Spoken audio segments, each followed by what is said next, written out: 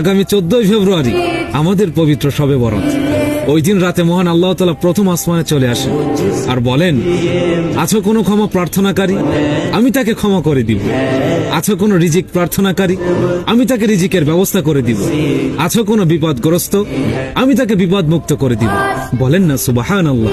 আমার নবী বলেছেন, যে ব্যক্তি দেখে বা শ্রবণ করে দ্বীনের দাওয়াত অন্যের কাছে পৌঁছাইয়া দিল, সেও তার সমপরিমাণ সওয়াব পেল।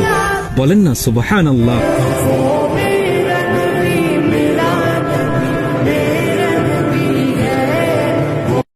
আসলে রমজানের কথা মনে পড়ে গেল যে রমজান কিন্তু বেশি দিন বাকি নেই। আমরা মনে করছি যে অনেক দেরি আছে, আসলে কিন্তু বেশি দেরি নেই। সাহাবায়ে কেরাম রাদিয়াল্লাহু আনহুম 6 মাস আগে থেকেই রমজানের প্রিপারেশন নিতেন। এই রমজানে আমি কি করব, কোরআন কতটুকু পড়ব, দিনের জন্য কি করব, যাকাতগুলো কিভাবে হিসাব করব, রমজান কেন্দ্রিক তাদের প্ল্যান থাকতো আগে থেকে। আমরা রমজানকে গুরুত্ব দেওয়ার চেষ্টা করি, আল্লাহ পাক তৌফিক দান করুন।